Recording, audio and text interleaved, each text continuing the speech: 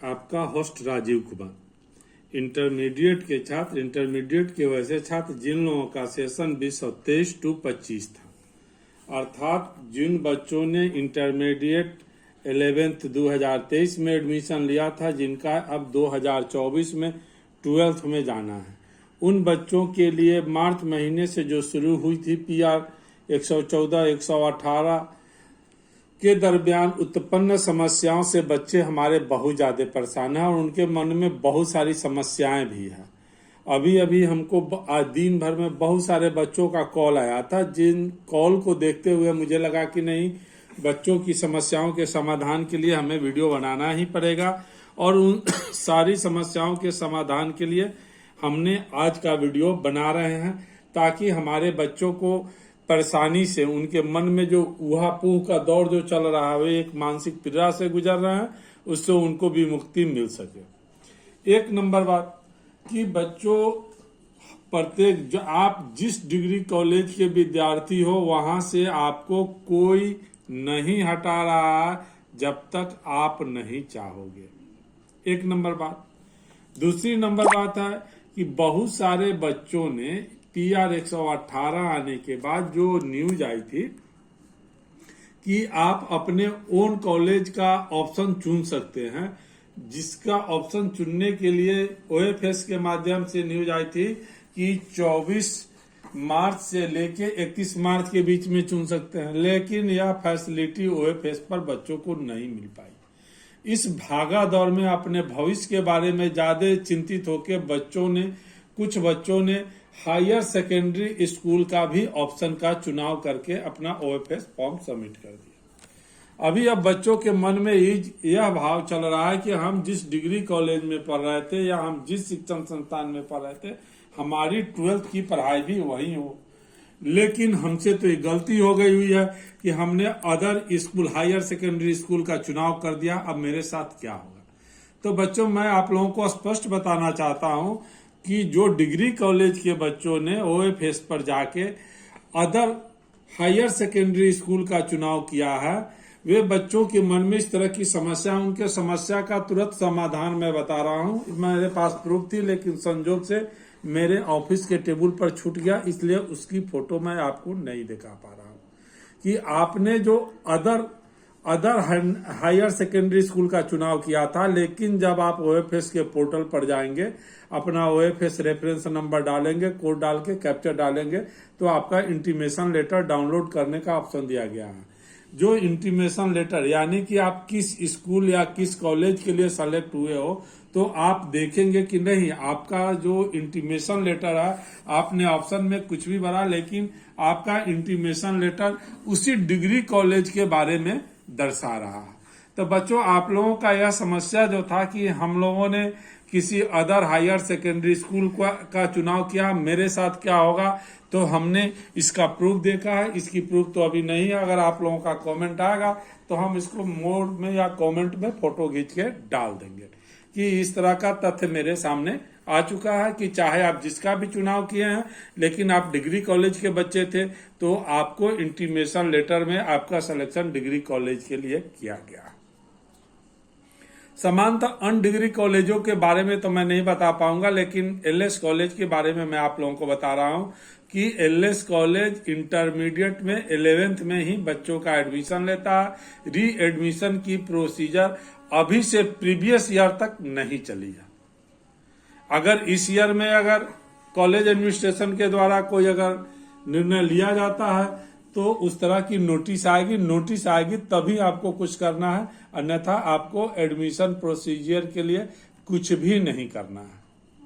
दूसरी नंबर बात, बहुत सारे बच्चों का एक प्रॉब्लम है कि हमने 11th एनुअल एग्जामिनेशन में IPR नहीं हो पाया।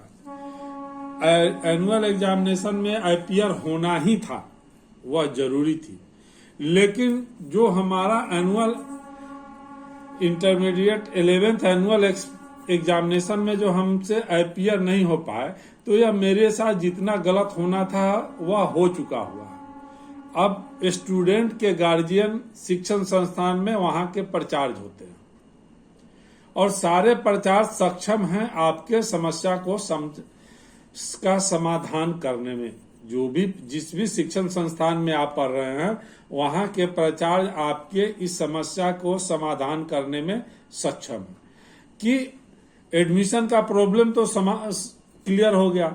इसके अलावा जिस भी तरह का आपका प्रॉब्लम हो रहा है उसमें किसी तरह के प्रोपगंडा न्यूज के तहत आप नहीं फंसे या किसी दलाल के फेर में नहीं फंसे कि मेरे साथ ऐसा हो गया तो हम प्री डिटरमाइंड होकर कुछ अलग डिसीजन ले लें। आपका जो समस्या है उस समस्या को एक एप्लीकेशन लिख के कॉलेज एडमिनिस्ट्रेशन को जमा करें। बच्चों का अगर संख्या उस पर ज्यादा होगा तो कॉलेज एडमिनिस्ट्रेशन उस पर सोच के आपके हक में आपके फायदे का डिसीजन कॉलेज की तरफ से आएगी ही।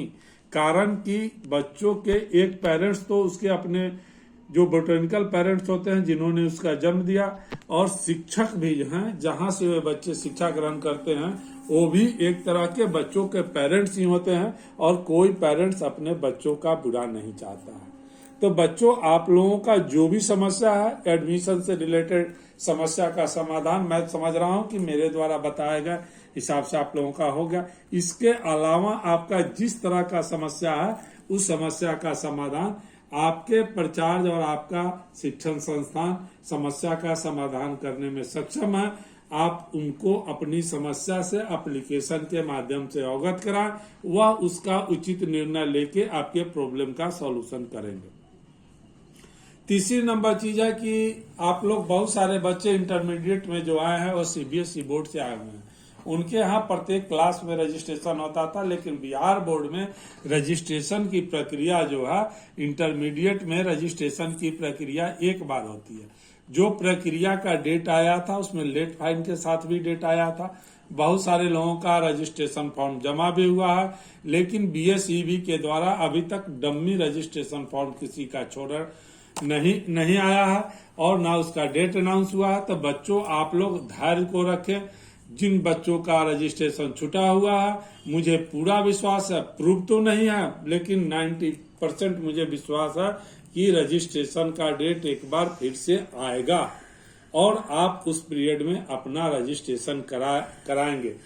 10% हमने इसलिए बचा लिया है कि रजिस्ट्रेशन का डेट इशू करना मेरा कार्य नहीं है, लेकिन प्रीवियस के ट्रेंड के हिसाब से मैं कंफर्म हूं कि आप लोगों का रजिस्ट्रेशन का डेट एक बार और आएगा।